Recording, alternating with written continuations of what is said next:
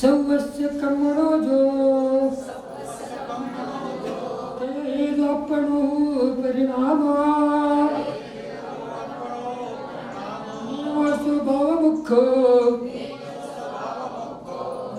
ಮುಖೋಯ ಕರ್ಮ ಪುದ ಭಾವ.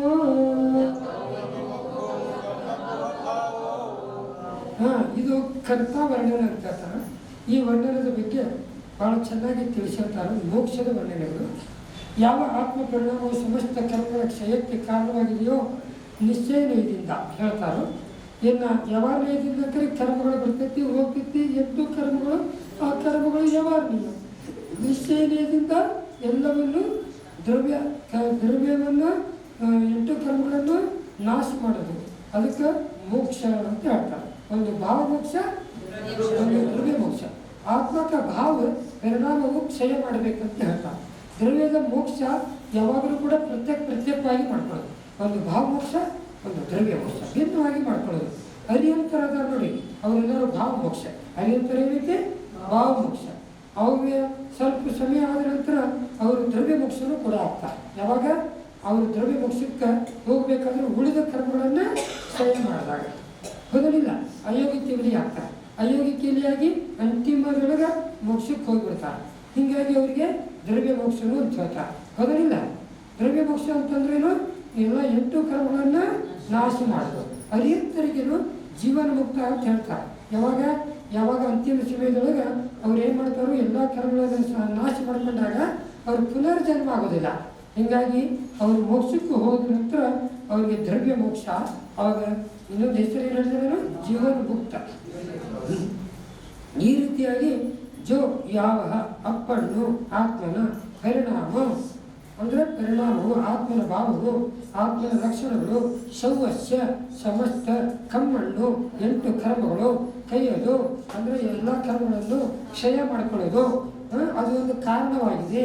ಸ ಅದು ಹೂ ನಿಶ್ಚಯದಿಂದ. ಯಾವ ನಯದಿಂದ? ಈಗ ನಾವು ಯಾವಾಗ ನಯದಿಂದ 8 ಕರ್ಮ ನಾಶ ಮಾಡಿಕೊಳ್ಬೇಕು. ಇನ್ನು ಭಾವ ಮೋಕ್ಷವಾಗಿದೆ.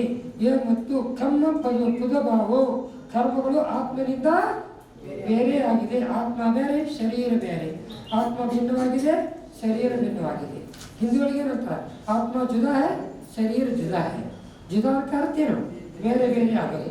ಎಲ್ಲ ಬೇರೆ ಬೇರೆ ಬೇರೆ ಮಾಡಿ ಏನು ಮಾಡೋದು? ಮೋಕ್ಷಕ್ಕೆ ಹೋಗೋದು. ಇದಕ್ಕೆಲ್ಲ ದ್ರವ್ಯ ಮೋಕ್ಷ ಅಂತ ಹೇಳ್ತಾರೆ. ಈ ದ್ರವ್ಯ ಮೋಕ್ಷ ಯಾವಾಗ ನಾವು ಭಾವ ಮೋಕ್ಷ, ದ್ರವ್ಯ ಮೋಕ್ಷ 2 ಬೇರೆ ಮಾಡಿವಿ. ಆತ್ಮನ ಪೂರ್ಣ ನಿರ್ಮಲ ಸ್ಥಿತಿಯು ಪ್ರಕಟವಾಗುತ್ತದೆ ಭಾವ ಮೋಕ್ಷ. ಇನ್ನು ದ್ರವ್ಯ ಕರ್ಮಗಳು ಸಂಪೂರ್ಣ ನಾಶವಾಗುವುದಕ್ಕೆ ದ್ರವ್ಯ ಮೋಕ್ಷ ಅಂತ. ಅಂದರೆ ನಿಮಗೆ ಅರ್ಥ ಮಾಡಿ ಹೇಳ್ಬೇಕಾದ್ರೆ ಕರ್ಮರಹಿತ. ಎಂಥ ರಹಿತ? ಕರ್ಮರಹಿತ ಜೀವಕ್ಕೆ ಮೋಕ್ಷವಾಗುತ್ತೆ. ಪುದ್ಗಲಕ್ಕೆ ಮೋಕ್ಷ ಆಗೋದಿಲ್ಲ. ಇನ್ನು ಉಳಿದ ದ್ರವ್ಯಗಳಿಗೆ ಮೋಕ್ಷ ಆಗೋದಿಲ್ಲ. ಮೋಕ್ಷ ಯಾರಿಗೆ ಆಗ್ತೈತಿ? ಜೀವ ದ್ರವ್ಯಗಳು ಕೂಡ ಮೋಕ್ಷ ಆಗ್ತೈತಿ. ಮೋಕ್ಷ ಆದ ನಂತರ ಅವ್ರು ಎಲ್ಲಿ ಹೋಗ್ತಾರೋ? ಮೋಕ್ಷ ಪ್ರಾಪ್ತಿ ಮಾಡಿಕೊಂಡು ಆತ್ಮದ ಲೋಕದ ಅಗ್ರಭಾಗದ ಸಿದ್ಧ ಶಿಲೆಯಲ್ಲಿ, ಇಲ್ಲಾಂದ್ರೆ ಸಿದ್ಧ ಲೋಕದಲ್ಲಿ, ಎಲ್ಲ ಸಿದ್ಧ ಲೋಕದಲ್ಲಿ ಹೋಗಿ ಆರಾಮ್ ಕುಂದ್ರದು. ಮೈಸೂರಿಗೆ ಹೋಗಿ ಬರೋದು ಬೇಡ. ಅಲ್ಲಿಂದ ಮೈಸೂರು ನೋಡೋಣ, ಅದು ಮೈಸೂರು ಬರೋಂಗಿಲ್ಲ. ಎಲ್ಲೇ ಅಲ್ಲಿಂದ ಎಂದಿಗೂ ಹಿಂದಿರುಗೋದಿಲ್ಲ, ಅಲ್ಲೇ ಇರೋದು. ಇವ್ರು ರಿಟರ್ನ್ ಹೊಳೆ ಬರೋಂಗಿಲ್ಲ. ಹಂಗಿದ್ರೆ ಮುಗಿಸಕ್ಕೆ ಹೋಗೋಣ, ಇಲ್ಲಾಂದ್ರೆ ಇಲ್ಲೇ ಮೈಸೂರಾಗಿರೋಣ ಆರಾಮ್. ಹೆಂಗೆ ಮಾಡೋಣ? ಹೋಗೋಣ ಅಂದ್ರೆ ಇದು ಕರಭೂಮಿ, ಇದು 5ನೇ ಕಾಲ, ಇದು 4ನೇ ಕಾಲ ಆಗಿದ್ರು ನಿಮ್ಮನ್ನೆಲ್ಲ ಮುಗಿಸಕ್ಕೆ ಕಳಿಸ್ಬಿಡ್ತಿದ್ದೆ. ನೀವು ಹೇಳೋದು ಒಂದೇ ತಡ ಎಲ್ಲ ಸಾಕು, ಹೋಗ್ರಿ ಮುಗಿಸಕ್ಕಂತೀವಿ. ಸಿದ್ಧ ಭಗವಂತರು ಲೋಕಾಕಾಶದ ಅಗ್ರಭಾಗದಲ್ಲಿ ಸಿದ್ಧಶಿಲೆಯ ಮೇಲ್ಭಾಗದ ತರುವಾತ ವಲಯದಲ್ಲಿ ಸ್ಥಿರವಾಗಿರುತ್ತಾರೆ. ಎಲ್ಲ ಸಿದ್ಧ ಭಗವಂತರಲ್ಲಿರ್ತಾರೆ. ಸಿದ್ಧ ಪರಮಾತ್ಮರ ಅವಗಾನ ಕನಿಷ್ಠ 3.5 ಮಳ. ಎಷ್ಟು ಮಳ? ನಿಮ್ಮ ಶರೀರ ಸ್ಥಿತಿ 3.5 ಮಳ ಆಯ್ತು. 6 ಮಳ ಆಯ್ತು. 6 ಮಳ ಇಲ್ಲ, 7 ಮಳ ಇಲ್ಲ. ನೀವೆಲ್ಲರೂ ಭಾಳ ಅಂದ್ರೆ 5 ಮಳ ಇರ್ಬೋದು. ಅದನ್ನಿಲ್ಲ, ಎಲ್ಲಾದರೂ 3.5 ಮಳ. ಎಷ್ಟು ಮಳ? 3.5 ಮಳ ಇರ್ತೀರಿ ನಿಮ್ಮ ಕೈಯಿಂದ. 525 ಧರಿಸಿದ ಇರುವುಗಳ ಆತ್ಮ ಪ್ರದೇಶ ಮಸ್ತಕದ ಭಾಗ ತರುವಾತದಲ್ಲಿ ಒಳಗೆ ಹೋಗಿ ಅವೆಲ್ಲರೂ ಸಿದ್ಧ ಲೋಕದೊಳಗೆ ವಿರಾಜಮಾನರಾಗ್ತಾರೆ. ಯಾರೋ ಕೆಳಭಾಗದಲ್ಲಿ, ತರುವಾತವಲಯದ ಕೆಳಭಾಗದಲ್ಲಿ ಅವೆಲ್ಲ ಜೋಗಳು ಅನಂತ ಸಿದ್ಧ ಭಗವಂತರು ಹಿಂಗೆ ಹೋಗಿ ನಿಂತು ಬಿಡ್ತಾರೆ. ಈ ಕಡೆ ಅಲೋಕಾಕಾಶ ಇದೆ, ಇಲ್ಲಿ ಲೋಕಾಕಾಶ ಇದೆ. ಹೀಗಾಗಿ ಧರ್ಮದ್ರವ್ಯ ಅಭಾವ ಆಗಿಬಿಡ್ತೈತಿ. ಇದ್ರ ಮುಂದೆ ಹೋಗೋದಿಲ್ಲ ಅವರು. ಅರ್ಥ ತಿನ್ನಿಲ್ಲ. ಇನ್ನು 8 ಕರ್ಮಗಳಿಂದ ಜ್ಞಾನಾವರಣದ 4 ಕರ್ಮಗಳ ನಾಶವಾದಾಗ ಅರಿಯಂತರಾಗ್ತಾರೋ. ಆಮೇಲೆ 8 ಕರ್ಮ ಘಾಟಿ ಆಘಾತಿ ಕರ್ಮವನ್ನು ನಾಶ ಮಾಡಿದ್ರೆ ಸಿದ್ಧೋಕ್ತರಾಗ್ತಾರೋ. ಭವ್ಯಜೀವಿಗಳು ಮಾತ್ರ ಮೋಕ್ಷ ಪ್ರಾಪ್ತಿಯನ್ನ ಮಾಡ್ಕೊತಾರ. ಅಭವ್ಯಜೀವಿಗಳು ಎಲ್ಲರೂ ಮೋಕ್ಷಕ್ಕೆ ಹೋಗ್ತಾರೋ. ಸರಿಯಾದ ಉತ್ತರ ಮೈಸೂರನ್ನು ಕೊಟ್ಟರು. ಅದಲ್ಲ, ನೀವೆಲ್ಲರೂ ಭವ್ಯದಿರಿ. ಭವ್ಯದಿರಿ ಅಂತ ಒಂದು ಕನ್ಫ್ಯೂಸ್ ಆಗಿಲ್ಲ. ಭವ್ಯ ಜೀವಿ ಅದಿರಿ.